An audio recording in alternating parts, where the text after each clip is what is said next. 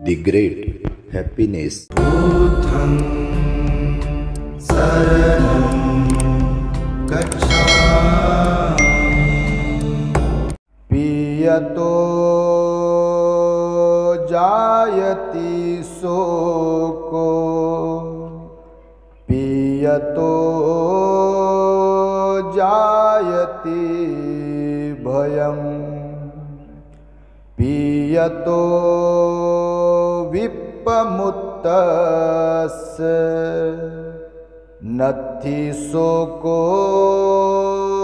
कुतो भयम्।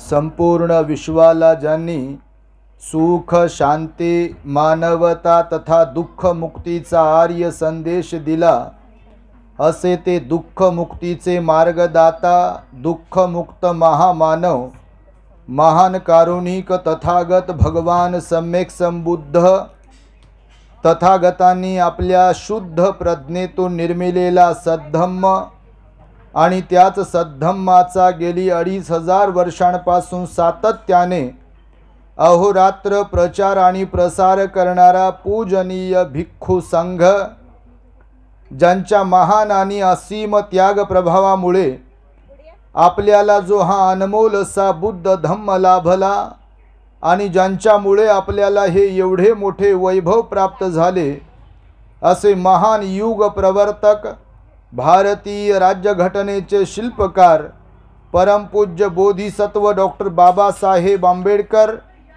या महामानवाच्या महान अशा रत्नांच्या स्मृतींना प्रथमतः त्रिवार अभिवादन करतो। आज या धम्मभूमी असलेल्या नागपुरामध्ये प्रथम स्मृती दिनाच्या कार्यक्रमाचे औचित्य साधून doctor Ambedkar colony, chalks colony जवळ इंदोरा, नागपूर या ठिकाणी कालकथित दिवंगत सौरभ अरुण हुमणे या दादाच्या प्रथम स्मृती दिनाच्या निमित्ताने उपस्थित असलेले प्युरिटी ऑफ माइंड या यूट्यूब चॅनलचे संचालक पूजनीय भिक्खू धम्मबोधीजी थेरो, ज्यांनी आताच आपणास सुंदर अशी धम्मदेशना दिली, असे सर्च रिसर्च या यूट्यूब चॅनलचे संचालक पूजनीय भिक्खू एन धम्मानंदजी थेरो, संपूर्ण दुःखी आणि श्रद्धावान असा हुमणे परिवार, हुमणे ताई, त्यांची सुपुत्री आणि त्यांचे सर्वच नातलग, पाहुणे मंडळी, ठावरे कॉलनी येथील सर्व श्रद्धावान उपासक उपासिका, नागपुरातील विविध वस्त्यांमधून धम्मदेशना श्रवण करण्यासाठी उपस्थित असलेले सर्वच आपण श्रद्धावान उपासक उपासिका, बालक तथा बालिकांनो, तद्वतच दी ग्रेट हॅपीनेस या आपल्या यूट्यूब चॅनलचे सर्वच दर्शक, सर्वप्रथम तुम्हा सर्वांच्या प्रती मंगल मैत्री सद्भावना व्यक्त करतो आणि 2600 वर्षांपूर्वी तथागत भगवान बुद्धांनी सांगितलेल्या धम्मोपदेशास प्रारंभ करतो। आपण सर्वांनी शांत, एकाग्र आणि श्रद्धायुक्त चित्ताद्वारे या अनमोल बुद्धवाणीला आपल्या हित सुखाकरिता श्रवण करावे, ग्रहण करावे।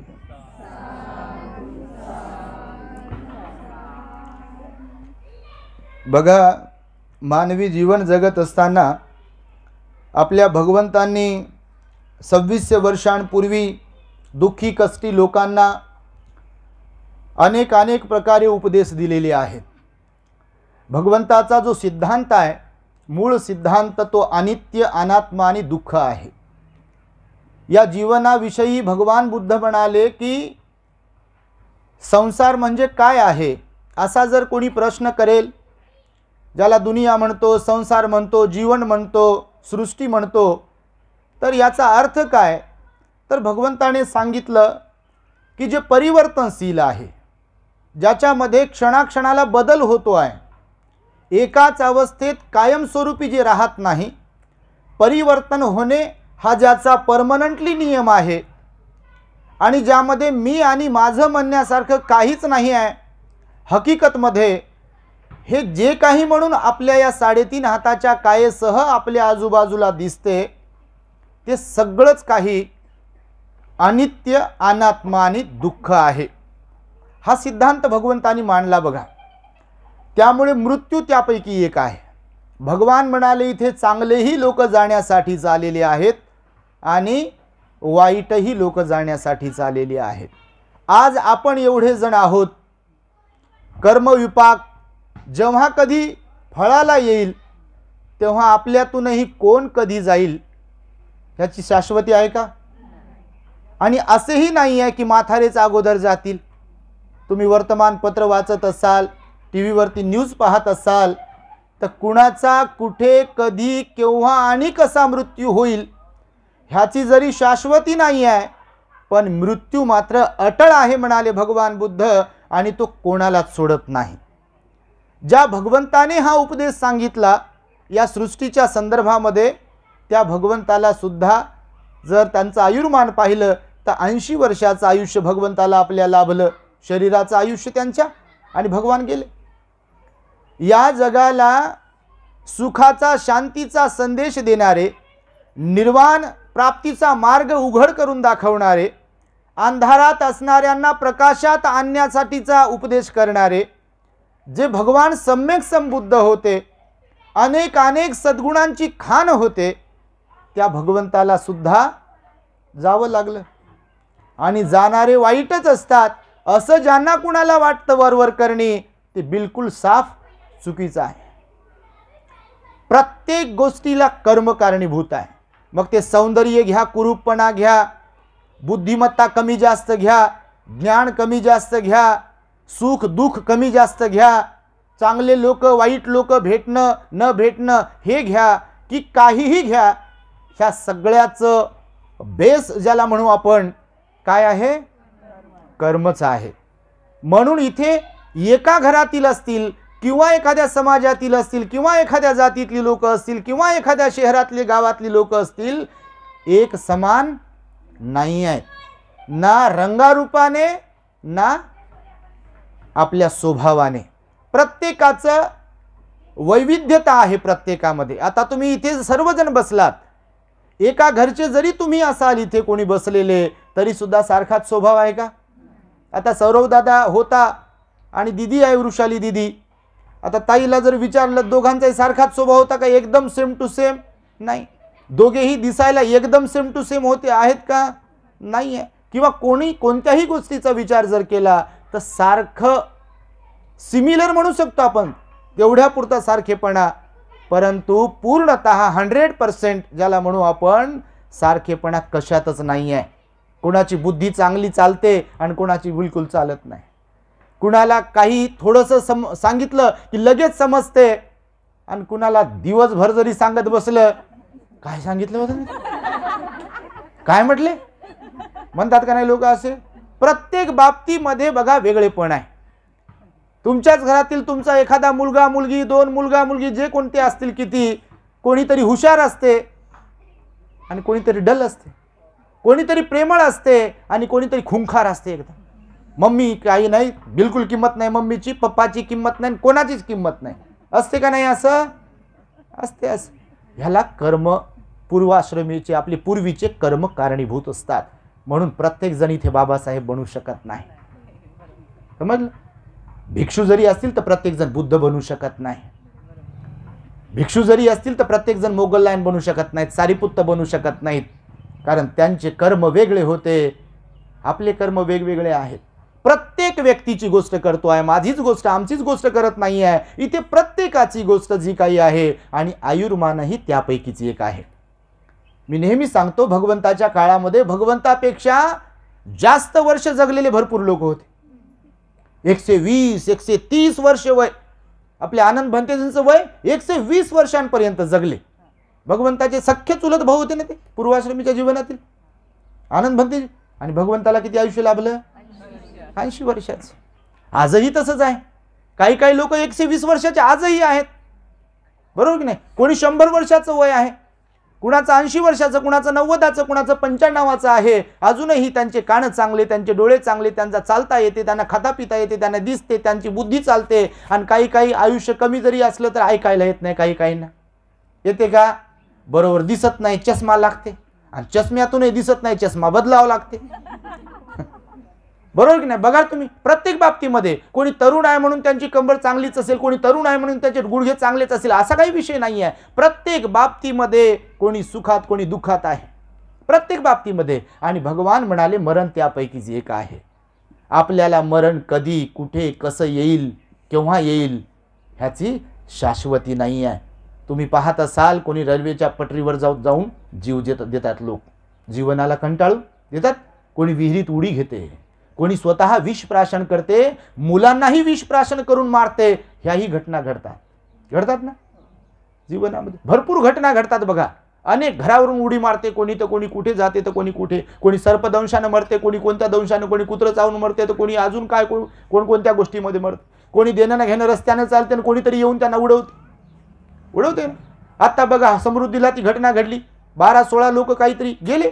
आत्ताची घटना ती अगोदरची ती वेगळी, ती बस जळाली, ती आत्ताची घटना. बुलढाण्याला आलेले लोक काही, त्या नाशिकचे कुठले तरी गेले, ट्रकला भिडली ती गाडी, त्यांची टेम्पो ट्रॅव्हलर्स गेले जागेवरती. लोक कुणाला कुठे मृत्यू येईल सांगता येत नाही. सांगता येते का? बिलकुल सांगता येत नाही. लोक म्हणतात हॉस्पिटलमध्ये आम्ही निघालो होतो. औरंगाबादला आता एक आईचं मृत्यू झाला. उपासक, श्रद्धावान उपासक, आमचे चांगले जवळचे आपले उपासक आहेत आणि ध्यानी आहेत, श्रद्धावान आहेत, विहाराशी कनेक्टेड आहेत.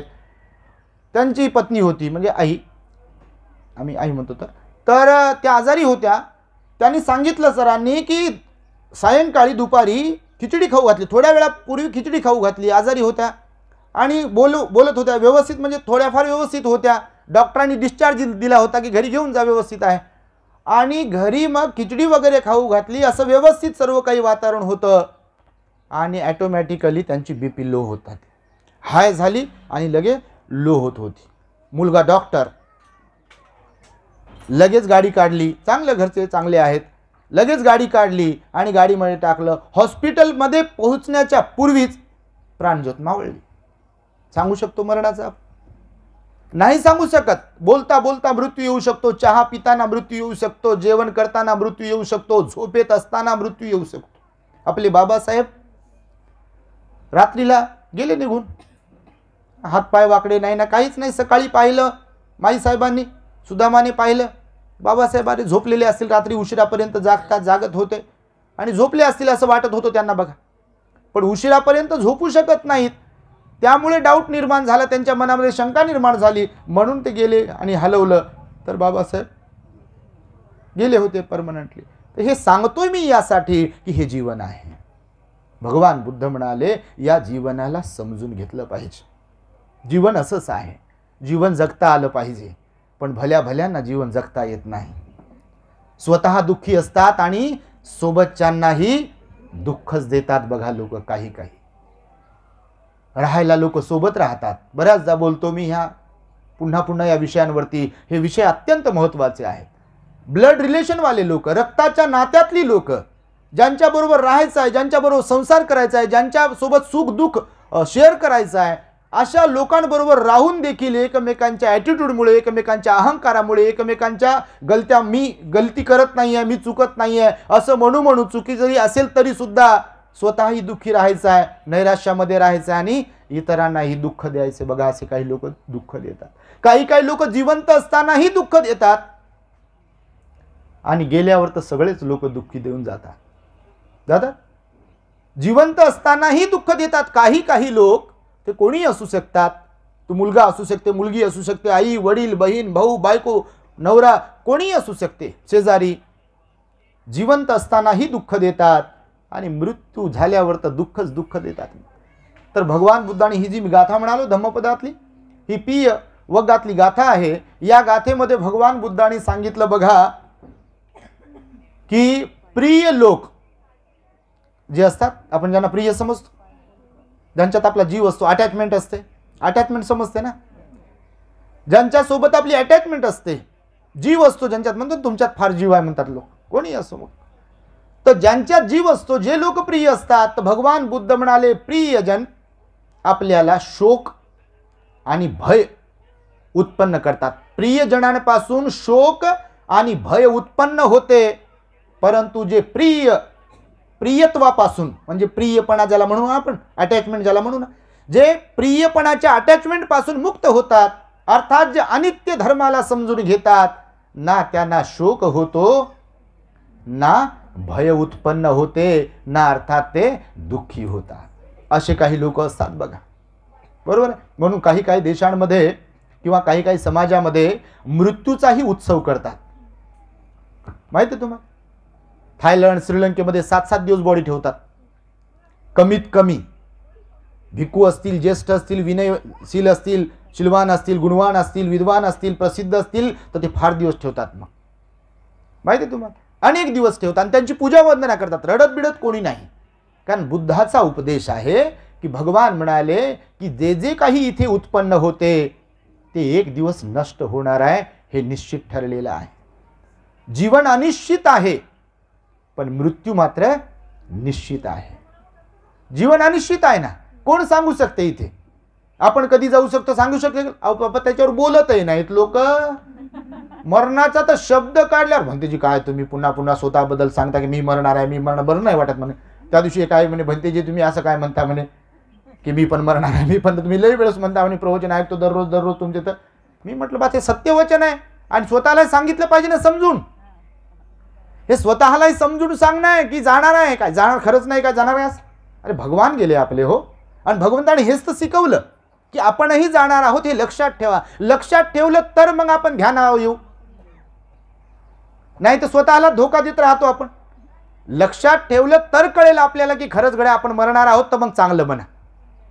नाही तर जे धुंदीत राहतात 99% लोक, ते सुधारण्याचं नाव घेत नाहीत, कारण ते विसरलेले असतात की आपण मरणार आहोत. आणि खरीच गोष्ट आहे, नाही का? खरीच गोष्ट आहे. 99% लोक विसरलेले असतात की आपण मरणार आहोत. खरं तर अंतिम संस्काराला जातात, तिथं असे हात जोडतात, हात बांधून उभे राहतात, रडतात, थोडं खोटं नाटक. आता सगळे थोडी रडू शकतात, ओरिजिनल काय रडू सगळ्यांनाच येते काय? येते काय? आता लोक काय म्हणतात म्हणून रडतात काही काही. असं होते बापा, याच्यावर बोलतो तर लोक म्हणतात भंते तुम्ही तर डायरेक्टच बोलता. खरंच आहे ना हे, त्याच्यात काय डायरेक्ट बोलण्याचा विषय आहे का? खरंच असतं, सगळेच रडतात का? आईला रडायला येईल, वडिलांना रडायला येईल, बहिणीला रडायला येईल, जवळचे खरोखर जे आहेत की ज्यांचा आधार गेलेला असतो त्यांना रडायला येईल. पण बाकीच्या लोकांना वाटते बा आपण इथं नाही रडाव, तो लोक म्हणतील यांना काहीच वाटत नाही. आता आम्ही कसं रडाव? आम्ही तर रडत नाही बापा, कुठं जातो, एवढ्या अंतिम संस्काराला गेलो जातो, तुम्हाला काय सांगत, कुठं रडाव? बरं रडून होईल तरी काय? भगवंताने सांगितलं की रडण्यात अर्थ नाही. होते का काही रडण्याने? विशाखाला म्हणाले, विशाखाची नाद गेल्यावर भगवान विशाखा लयच रडत होती. विशाखा मिगार मात, एक नाद गेली विशाखा मिगार मातेची, रडणंच सुरू होत. रडणं असतं ना, आईला रडायला येतं, कोणाला तुमच्या घरचं कोणी गेलं असेल तर आठवण आली की लगेच डोळ्यात पाणी येते. साहजिकच आहे ते, कारण दुःख अटॅचमेंट आहे ती, बरोबर आहे, अपेक्षा असतात ना. आणि मग विशाखा मिगार माता आपली जी होती तिची एक नात गेली, तरुण होती, नात सुंदर होती, आणि ती गेली, मरण पावली, ती रडत बसली, रडतच भगवंताकडे आली तरी एकदम रुंगून अशी नाराज. आता साहजिक आहे ना दुःख. भगवंताने विचारलं विशाखा काय झालं, अशी दुःखी, कष्टी, पश्चाताप करणारी किंवा अनुताप करत आहेस तू, काय झालंय काय? तिने सांगितलं भगवान माझी नात गेली हो. भगवान म्हणाले असं, विशाखा या श्रावस्तीत किती मुली असतील तुझ्या नातीच्या वयाच्या? भगवान भरपूर आहे, हजारो लाखो, 7 कोटी लोकसंख्येमध्ये किती मुली असतील? भगवान भरपूर आहे, काही कोटी असतील, काही लाख असतील. तर विशाखाला म्हणाले भगवान, विशाखा जर त्या सगळ्याच तुझ्या नाती आहेत असं समजलं, बरोबर आहे, तर मरणार तर प्रत्येक जण आहे की नाही? तर तू जर मग प्रत्येक नातीसाठी अशी रडत राहशील, नाराज राहशील, तर जिंदगीत तर तुझी रडण्यातच जाईल का नाही? मग तू तुझं जीवन कधी जगशील? कारण गेलेल्यांसाठी रडणे, शोक करणे, पीडा करून घेणे, क्रंदन करणे, त्या ना गेलेल्याला काही फायदा आहे ना आपल्याला त्याचा काही फायदा आहे. दुःख होणं साहजिकच आहे, पण त्याचा फायदा काय आहे? आणि दुःख करून करायचे तरी काय?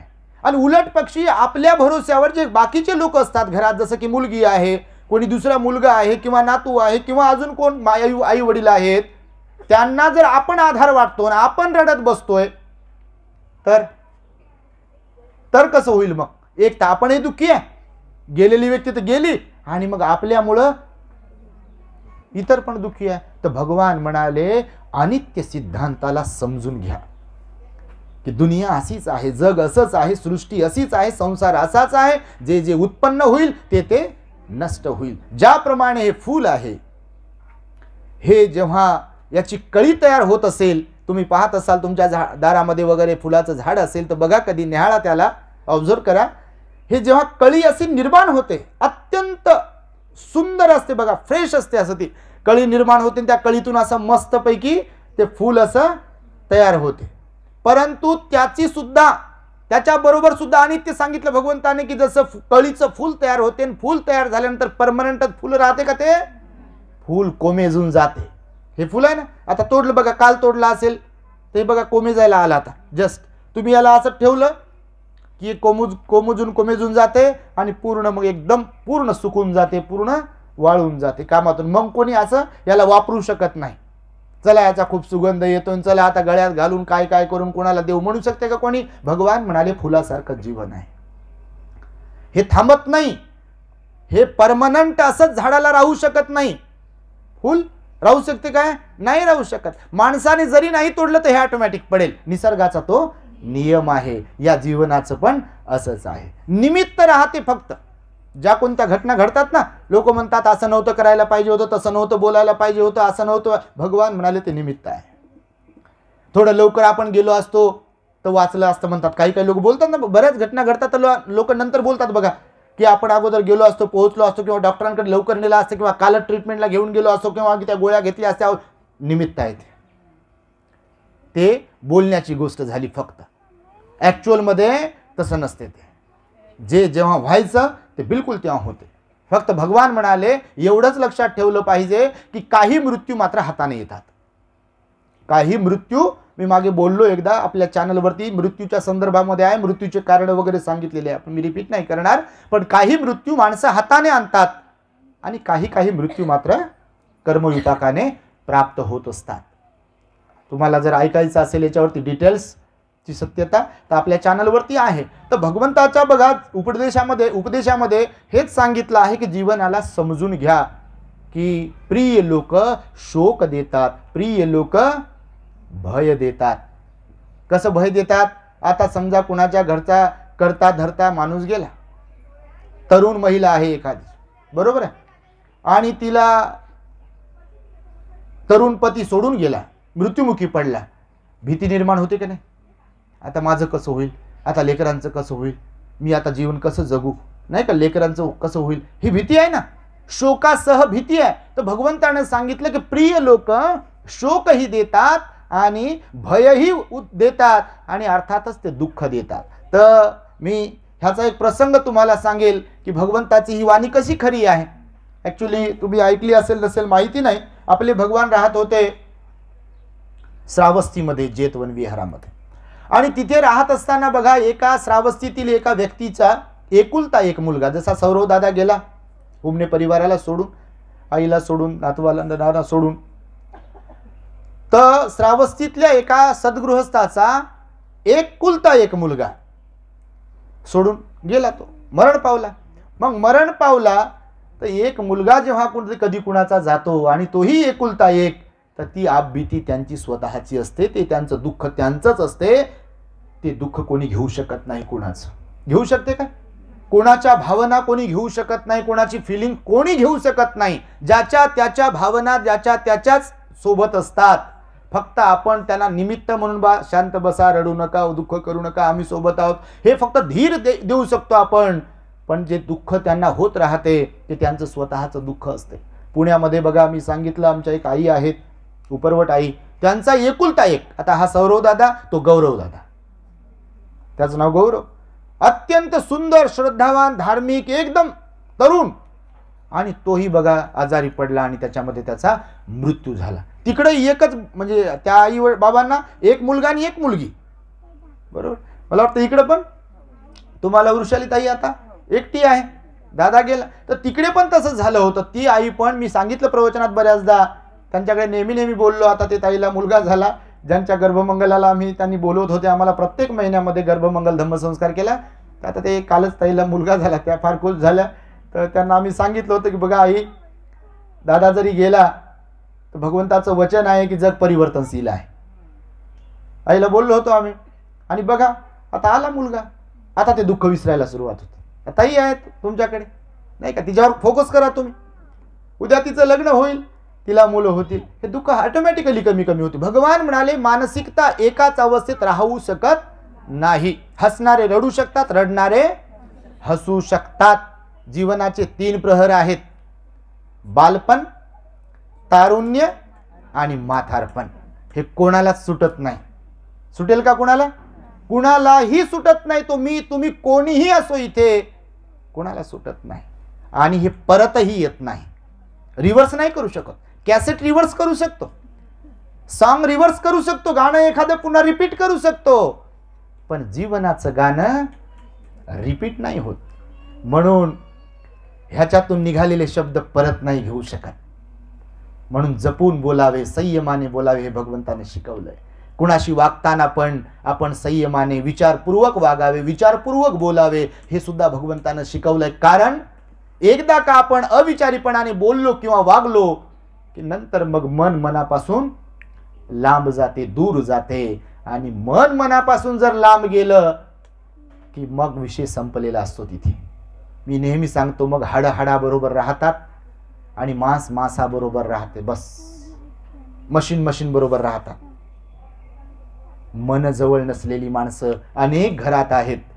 शरीर तर आहे जवळ जवळ, पण मन जर लांब लांब झालेली असतील तर ते जवळ असूनही लांब लांब असतात लोक. बघा, चेहराही पाहू शकत नाहीत म्हणतात, तोंडाकडे पाहू वाटत नाही म्हणतात. कोणाकोणाच्या घरात प्रॉब्लेम असतात, भरपूर घरांमध्ये प्रॉब्लेम आहेत नाही का. हेकेखोरपणा करणारे लोक असतात किंवा त्रास देणारे, जाच करणारे, छळणारे लोक असतात. मग ते कोणीही असो नाही का, नाव ठेवणारे, टॉर्चर करणारे लोक असतात, अपमानित करणारे लोक असतात, खूप परेशान करणारे लोक असतात. तर त्या लोकांबरोबर राहावं लागतं, म्हणून राहावं लागतं.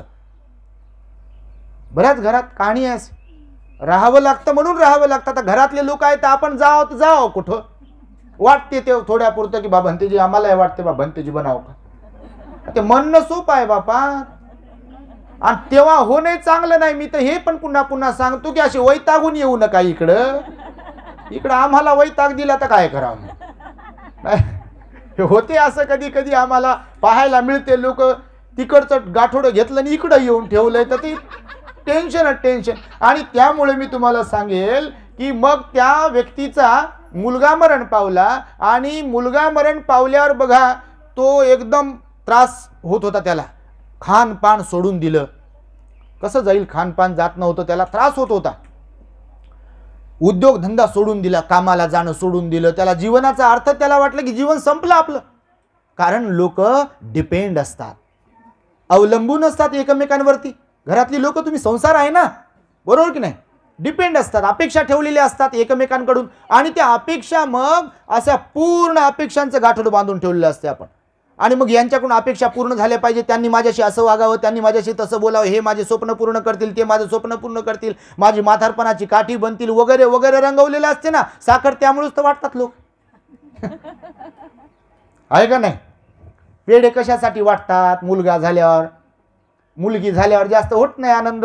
मुलगी झाली म्हणून सोडून देणारे लोक आहेत. त्याच्यासाठीच त्याचं बेस, त्याचं जे काय म्हणू त्याला, पूर्ण सार जो आहे तो हाच आहे की आपल्या अपेक्षा असतात. आपला आधार बनतील, आपल्याला प्रेम देतील, आपल्याला जीव लावतील, आपल्याला कपडे घेतील, आहेर करतील, मग आपल्याला आहेर येतील.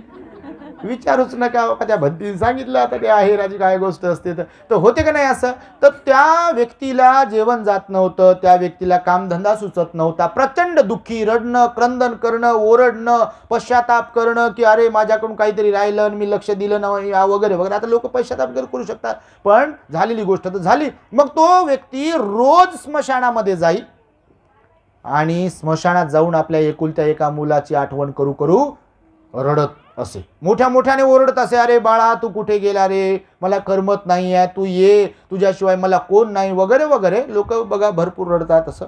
तर मग एकदा तो परत येताना त्याला काही लोकांनी सांगितलं की तू भगवंताकडे जा, भगवान राहतात जेतवन विहारामध्ये, जाणारे येणाऱ्या रस्त्याला तिकडेच आहे विहार, तर तू भगवंताला भेट, जरा तुझं दुःख काय हलकं होईल, काही उपदेश देतील भगवान बुद्ध. म्हणून लोकांना वाटलं बा याला पाठवू आपण, तर हे गेलं. आता प्रत्येकातच श्रद्धा नसते, असते का? आता तुमच्या श्रद्धा होती, हे बाहेरून जे आले बघा, कुठून कुठून आले का नाही श्रद्धावान उपासक उपासिका इथे आपल्या कार्यक्रमाला, आमचं स्टेटस पाहिला, आले ते कार्यक्रमाला, भंतेजी येणार आहे धम्मदेसना, आपल्याला लाईव्ह ऐकायला मिळेल, तर आपण गेलो पाहिजे, आपल्याला दान देता येईल, आपल्याला प्रवचन ऐकता येईल, ही एक श्रद्धा आहे ना, बरोबर की नाही?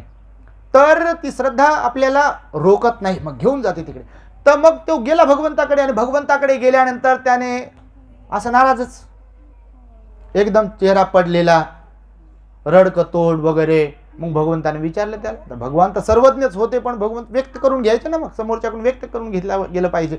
भगवंताने विचारलं, अरे बाबा काय झालं तुला, असं रडकतोड करून बसलाय, शोक झालेला दिसतोय, तुझ्या चेहऱ्यावर भीती दिसते किंवा दुःख दिसते वगैरे वगैरे, काय झालंय काय? तर त्याने सांगितलं की भगवान, माझा अत्यंत गुणवान असलेला, सुंदर असलेला, तरुण असलेला मुलगा मला सोडून गेला हो, मी कसा प्रसन्न राहू? भगवान म्हणाले, तू प्रसन्न नाही आहेस, तू आनंदी का नाही आहेस, प्रसन्न का नाही आहेस? तर तो भगवंताला म्हणाला, भगवान मी प्रसन्न कसा राहू शकतो, मी आनंदी कसा राहू शकतो, माझ्या चेहऱ्यावर हास्य कसं राहील, माझा एकुलता एक मुलगा सोडून गेला, फार चांगला होता वगैरे वगैरे, काय जे असेल ते बोलत होता. तर भगवान म्हणाले, भगवंताने त्याचं ऐकून घेतलं, आणि भगवंताने त्याला सांगितलं की बघा गृहस्था, प्रिय लोक शोक देऊन जातात, प्रिय लोक भय देऊन जातात, प्रिय लोक दुःख देऊन जातात. आता भगवंताने त्याला सांगितलं, आता याच्यात सत्यता आहे, सत्यता होती, पण त्याचा मूड तसा नव्हता, त्याचा मूड होता वेगळाच, म्हणजे तो दुःखी होता ना. तर त्याला आला राग, त्याला वाटलं असं कुठं असते का, काही सांगता, मी तुमच्याकडे कोणत्या हेतून आलो, तुम्ही तर म्हणता की सगळं मेलेलं येत नाही कोणी ना, असं रडण्यात अर्थ नाही वगैरे. आता आमच्या बोलण्याचा कुणाकुणाला असं कधी वाटत असेल, भंतीला काय लागले म्हणायला आणि बोलायला, आता काय सांगावं बापा कुणाला, पण ही तर सत्यताच आहे ना, हे थोडी झाकून ठेवू शकतो, ही बुद्धाची वाणी आहे ना, लोकांना जागृतीसाठी सांगितलं पाहिजे, लोकांना ध्यानावर येण्यासाठी सांगितलं पाहिजे. आईनंच मला सांगितलं, हुमने आईने, की भंतेजी आता तुम्ही जसं बोललात की म्हणजे भगवान तर नाहीत पण तुम्हीच भगवंत असं मानात. आई पण बोलल्या की बा तुम्ही नाही आहे, भंतेजी पण ही बाई किती टेन्शनमध्ये, म्हणजे भगवंत तर नाही पण तुम्ही भेटलात, आणि बाई किती टेन्शनमध्ये होत्या, आई किती टेन्शनमध्ये होत्या, आणि तुमच्या प्रवचनांमुळे धम्मदेशनांमुळे ह्या ध्यानावर आल्या. आता पण आल्यावर बघा 4-5 वेळा जागेवरच वंदन केलं, पुन्हा पुन्हा पुन्हा पुन्हा, की धन्यवाद, कृतज्ञता व्यक्त करते, तुमचे आभार, आणि तुम्ही आले वगैरे वगैरे, नाही का? तर हे जीवनाचा अर्थ कळतो ना माणसाला. बुद्धाची वाणी ही आपली कानं उघडते, आपले झाकलेले बंद असलेले डोळे उघडते, आणि त्याच्यामुळे बघा समाजामध्ये खूप परिवर्तन होते, लोकांच्या जीवनामध्ये, लोकांच्या संसारात, लोकांच्या घराघरामध्ये बदल होतोय, कारण जीवनाचा अर्थ कळतोय बुद्धवाणीच्या धम्मदेशनेच्या माध्यमातून लोकांना. आणि त्याचंच एक उदाहरण म्हणून आपल्या हुमनेताई आहेत, की त्यांच्याही जीवनामध्ये त्यांचा एकुलता एक मुलगा जरी गेला, परंतु बुद्धाची वाणी धम्मदेशनेच्या माध्यमातून ऐकल्यामुळे आज त्या स्थिर आहेत, व्यवस्थित आहेत, असं वाटत नाही त्या दुःखी आहेत वगैरे. दुःख तर होणारच आहे, परंतु त्या स्थिर आहेत ना, म्हणजे ऍक्सेप्ट करायला आलं पाहिजे. भगवान म्हणाले तुम्हाला ऍक्सेप्ट करता आलं पाहिजे, स्वीकारता आलं पाहिजे, की बस जीवन हे असं आहे, गेलेली व्यक्ती येत नाही, आणि झाली ती घटना झाली ना, आता दुःखी होऊन उपयोग नाही, तर हे स्वीकारलं. तर त्या व्यक्तीला आला राग भगवंताचा, भगवंताचा राग आला, त्याला चिडला तो, असं काय बोलता, मला वाटलं तुम्ही काहीतरी चांगलं सांगाल मला वगैरे वगैरे, तुम्ही तर म्हणता की गेलेलं कोणी येत नाही, रडून काही अर्थ नाही वगैरे, काय जे असेल शोक देतात आणि दुःख देतात, आणि प्रसन्न राहान, आनंदी राहान, हसत राहा, स्माईल ठेवा, हे कसं काय जमेल? आता प्रत्येकाचे ज्ञानाचा आलेख प्रत्येकाचा वरती नसतो ना, काहीचा एकदम डाऊन असतो, जमिनीवर ज्ञानच नसते कोणाला, तर त्याचा काही विषयच नाही. तर मग तो रागारागाने चिडून निघून गेला. तर रस्त्याने गावात जाता जाता जुगार खेळत होते काही मुलं एका ठिकाणी, जुगार खेळणारी मुलं. आता काय ते काय ज्ञानी असतात का, ज्ञानी असतात का? जे दारू पिणारे, तंबाखू खाणारे, जुगार खेळणारे, लोकांना त्रास देणारे, ते असेच असतात. तुमच्या माहितीसाठी सांगतो, ते वेळ प्रसंगी किती जरी शहाणपण शिकवत असतील, 4 चौघात सोयरिकीत वगैरे येऊन बघा, पाहिलं मी लहानपणी, नुसती दारू पिते, सोयरिकीत आला म्हणजे पोरगी जरा डावी दिसते का पोरगी, अरे तू किती डावा झाला बापू, दारू पिऊ पिऊ डावा झाला, तू तंबाखू खाऊ खाऊ डावा झाला, तू भांडणं करू करू डावा झाला, ते सोडलं यानं. आणि हे पोरीला म्हणते पोरगा जरा मला बरोबर दिसत नाही हो, काहीतरी पोरा तुझं सांग की तू. आणि लोक पण पाहणं गावाकडे तर बा प्रतिष्ठित समजतात हो काही काही लोकांना. ते प्रतिष्ठित असलेले काही काही लोक चक्क वाह्यात गेलेले असतात हो, तरी त्यांना प्रतिष्ठा. सोयरिकीत बोलवा बा त्यांना, आता ते सोयरीक करायचे, ते मोठे आहे वडीलधारे. अरे वडीलधारे झाले म्हणून काय झालं, ध्यानावर असा वडीलधाऱ्यांनी नाही का. वडीलधाऱ्यांनी काय कसंही राहावं, कारण वडीलधाऱ्याने काय फक्त दुसऱ्याला शहाणपण शिकवावं का, लहान्यांना तरुणांना तरुणींना घरातल्या लोकांना कोणी असो. ते तुम्हाला नाही म्हणत बाप, तुम्ही तर लय चांगले, तुमच्यासारखं तर कोणीच नाही. तर म्हणून ते गेलं, ते ज्या जुगारीच्या अड्ड्याच्या तिथे गेलं, हे डोक्यात राग होता ना, तोच मूड होता. त्या जुगारीवाल्या पोरांना म्हणे, ते जुगारीवाल्याच्या पोराच्या तिथेही जाऊन असं बडबड बडबड काय भगवंताला काय समजत नाही, लोक तर म्हणा तिकडे जाण वगैरे वगैरे. ते जुगारीवाल्याने ऐकलं त्या पोरांनी. ते पोरं म्हणे काय झालं, ते म्हणे बघा म्हणे लोकांनी मला सल्ला दिला शहाणपणाचा की जा भगवान बुद्ध तुमचं दुःख हलकं करतील वगैरे वगैरे. आणि मी गेलो तिकडं, ते भगवान तर म्हणतात की बा तू गेलेला मुलगा कुठे येते का, आणि येत नाही वगैरे, रडू नको, काय परेशान होऊ नको, प्रसन्न राहण आनंदी राहण वगैरे वगैरे, शोक देते गेलेलं आणि भय देते, असं कुठं बोलणं असते काय. आता हे जुगारीच होते, हे ट्यूब यांची विजलेली होती, वरचा मजला खाली. हे म्हणे तुमचं म्हणणं बरोबर आहे म्हणे, ते जुगारी पोर तुमचं म्हणणं बरोबर आहे म्हणे, तुमचं समर्थन करतो. ते भगवान बुद्धाला काय कळते म्हणे. लोक कोणाला नाव ठेवतील सांगता येत नाही, आपल्या बुद्धिमत्तेवर आपल्या स्वभावावर अवलंबून आहे. आपण कोणाला नाव ठेवत असेल तर आपणच कधीतरी आपल्या स्वतःला सांगितलं पाहिजे की मुझमे कुछ कमजोरी है. जे स्वतः कमजोर असतात ते दुसऱ्यांना नाव ठेवतात. माहिती आहे तुम्हाला, आम्ही नेहमी अनुभव घेतो. समजा आम्हालाही नाव ठेवणारे काही लोक असतील तर आम्ही चर्चा करतो की लोक का बरं नाव ठेवत असतील. समजा काही तर आमच्या चर्चेतून निघते मग की ज्यांच्यात श्रद्धा नसते, ज्यांच्यात धार्मिकता नसते, ज्यांच्यात स्वतःमध्ये दानत नसते, ज्यांच्यात स्वतः जे कधी सील पालन करत नाहीत, जे कधी स्वतः ध्यान करत नाहीत, असे लोक नावच ठेवणार आपल्याला, कारण ते त्या गावचे नसतात. बरोबर की नाही. जे या गावचे असतील ते कशाला नाव ठेवतील. ते तर वा तुमच्यासारखे असे येतील, ऐकतील, अरे हो जीवन हे आहे, आज भगवंताचा उपदेशच आहे. तर मग तो पोरांकडे गेला आणि पोरांनी समर्थन केलं त्याचं अजून वाटलं हा मी बरोबर आहे आणि चुकले भगवान.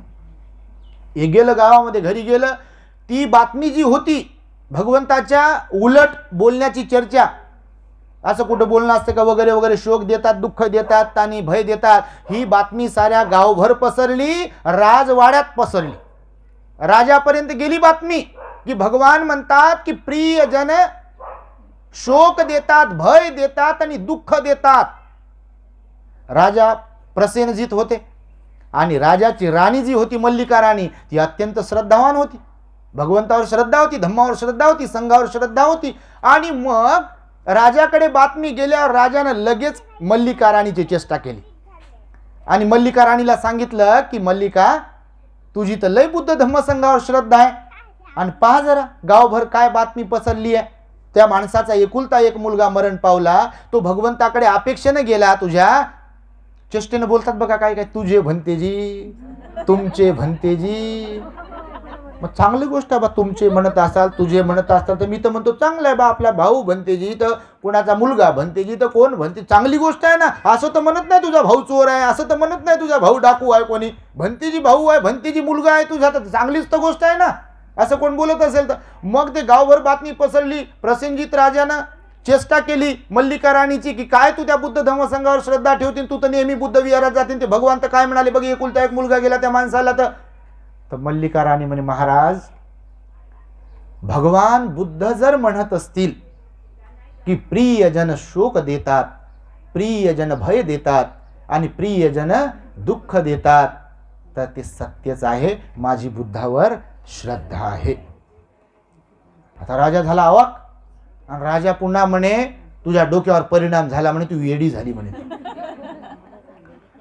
नाही का, असे तुम्हाला म्हणत असतील कधी कधी कोणी बापा, जे स्वतः येडे असतील ते म्हणत असतील, जे येडे नसतील ते तुमच्या सोबत येत असतील, हे पण सांगतो तुम्हाला मी. तर राजा म्हणे राणीला तू वेडी झाली म्हणे, तुला म्हणजे तुझ्या डोक्यात खुळं भरलं म्हणे, तुला काही समजत नाही, तू नेहमी बुद्ध बुद्ध बाबा बुद्ध धम्म संघच करत राहते म्हणे, तुला काय खरं खोटं काही कळत नाही म्हणे, तुम्ही नादी लागली म्हणे त्या भगवान बुद्धाच्या.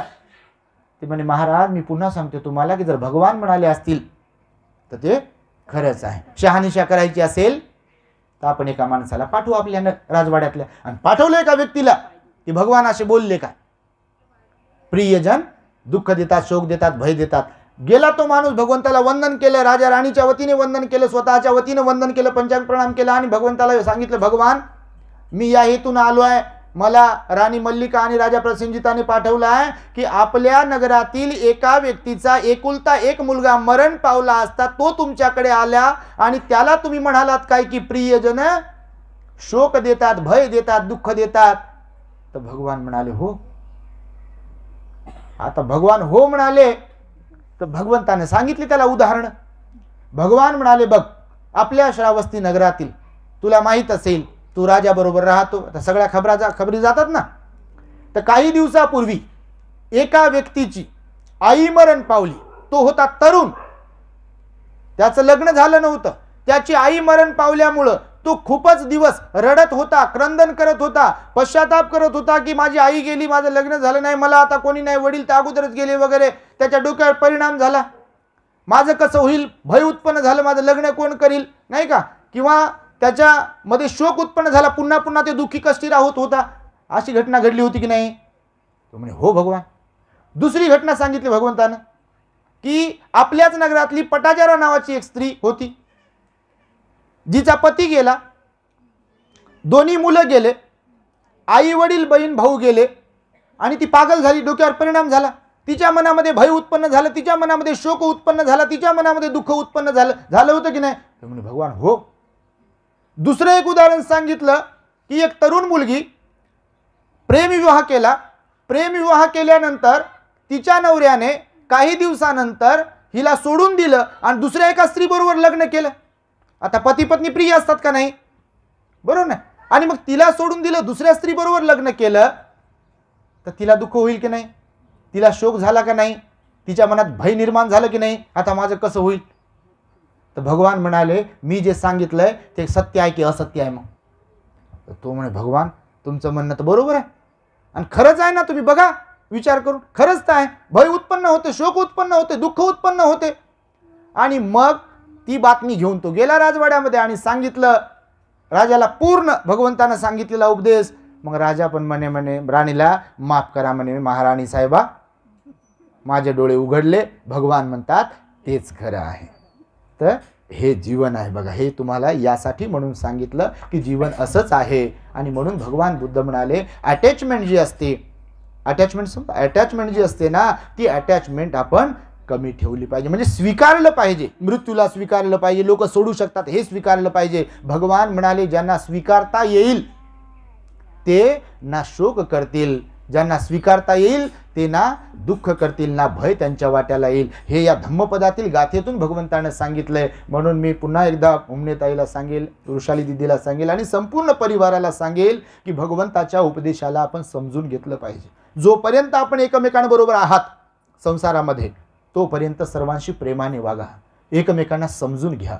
मीच बरोबर आहे असं विचार करून लोकांवर अत्याचार करू नका, लोकांवर असं प्रेशर आणू नका, लोकांना टेन्शन देऊ नका, रडवू नका, क्रोधित करू नका. प्रेमाने आपुलकीने राहा. आपलं काय कर्तव्य आहे, मी चुकत आहे का ह्याचा विचार करून वागा आणि एकमेकाला परेशान करू नका. आणि ज्यांच्यामुळे बाहेरील जगामध्ये सुद्धा ज्यांच्या कुणामुळे आपल्याला त्रास होतो किंवा काही समजा अशा घटना घडत असतील तर भगवान म्हणाले कर्माचा परिणाम आहे. आपण शाप दिला काय, नाही दिला काय, ज्यांच्या कोणामुळे समजा अशा घटना घडण्यासाठी निमित्त ठरतात, भगवान म्हणाले त्यांच्या वाट्याला आज ना उद्या, उद्या ना परवा, परवा ना तेरवा तशा घटना घडतात त्यांच्या जीवनामध्ये. ते कोणी असो, म्हणजे आज मी जर कोणावर चिखलफेक केली आहे, एक वेळ येते उद्या माझ्यावर चिखलफेक होऊ शकते. समज निसर्गाचा नियम आहे, भगवंताचा कर्मसिद्धांत आहे. आपण जगाशी जसं वागतो आहे, आपण जसं जसं काही बोलतो आहे, वागतो आहे, त्याचा परिणाम आपल्यावरही होतो. आणि म्हणून सगळ्यांशी आपुलकीने राहा, सगळ्यांना आपल्या समान समजा, जीवनाचा अर्थ समजून घ्या, अशा प्रकारचा उपदेश भगवंताने दिलेला आहे. म्हणून मरण प्रत्येकाच्या वाट्याला आहे, हेही आपण समजून घ्यावं. येणारे जाणारच आहेत, हे भगवंताच्या उदाहरणावरून तुम्हाला सांगितलं मी की आपले भगवानही गेले. बाबासाहेबांनी लाखो करोडो लोकांचं भलं केलं, कल्याण केलं, आपल्या जीवनाचं सोनं केलं. बाबासाहेब थांबले का इथे? नाही थांबले, त्यांनाही जावं लागलं. माता रमाई गेल्या. सगळे संत महापुरुष जे म्हणून कोणी आहे ते सगळे गेलेले आहेत. नाही का? कोणाची आजी गेलेली आहे, कोणाचे आजोबा गेले, कोणाचे पंजोबा वगैरे, तर सगळ्यांचेच गेलेले आहे का कोणी इथे शिल्लक? बघा तुम्ही. आणि पंजोबा प्रत्येकाला होते, पणजी प्रत्येकाला होती, पण आज कोणी रडते का त्यांच्यासाठी? कोणी रडत नाही. कारण जीवन हे पुढे पुढे पुढे पुढे जाते. जसं सकाळी सूर्योदय आहे, दुपारी दुपार आहे, आणि सायंकाळी सूर्यास्ताच्या वेळी सायंकाळ आहे. जीवन असंच आहे. बालपणाच्या वेळेला बालपण, तारुण्याच्या वेळेला तारुण्य, आणि म्हातारपणाच्या वेळेला म्हातारपण. जीवन कोणासाठीही थांबत नाही. हाच जीवनाचा नियम आहे, हाच संसाराचा नियम आहे. आजची वेळ उद्या नाही. आज आपण जे आहोत, आज म्हणजे आज कशाला, या क्षणी तुम्ही आपण जे आहोत ना, पुढच्या क्षणाला ते नसतो. आपण असतो काय? बिलकुल नसतो. लगेच मूड चेंज होते आपला, घडीतच मूड चेंज होते. कधी मूड चेंज होईल काय सांगता येत नाही आपला. आणि म्हणून आज आपण जे बोलत आहे, उद्या आपण बोलत नाही, विसरून जातो, किंवा दुसरंच काहीतरी बोलतो. आज आपण काही वचन दिले, लोक म्हणतात मी विसरलो म्हणतात, किंवा त्याच्यापासून वेगळे होतात. आणि त्यामुळे भगवंतांनी या जीवनाच्या अर्थाला सांगितलं निश्चितपणे. सौरव दादा त्याचे पंच उपादान स्कंद जिथे कुठे उत्पन्न झाले असतील, तिथे आजचा आपल्या परिवाराच्या वतीने जे चिवरदान परिष्काराचं दान केल्या जात आहे, ह्या संपूर्ण पुण्यकर्माच्या कुशल कर्माच्या माध्यमातून दादांच्या पंच उपादान स्कंधांना सुगती प्राप्त हो. आणि हुमने ताई आणि वृषाली दिदी, संपूर्ण त्यांचा परिवार जो काही आहे, त्यांनाही या दानाच्या माध्यमातून सुख शांतीचे जीवन प्राप्त हो. आणि पूर्ववत त्यांची लाईफ तयार हो. त्यांच्या जीवनामध्ये त्यांची भरभराटी हो. त्यांच्या सर्व इच्छा आकांक्षा पूर्ण होत राहो. प्रसन्नता त्यांच्या जीवनामध्ये येत राहो. त्यांचा सर्वांगीण विकास हो. अशा प्रकारची मंगल आणि उदात्त कामना या ठिकाणी व्यक्त करून माझ्या शब्दांना पूर्ण विराम देतो. भवतो सब मंगलं रक्षन्तु सब देवता सब बुद्धानुभावेन सदा सुखी भवन्तु ते. भवतु सब मंगलं रक्षन्तु सब देवता सब धम्मानुभावेन सदा सुखी भवन्तु ते. भवतु सब मंगलं रक्षन्तु सब देवता सब संघानुभावेन सदा सुखी भवन्तु ते.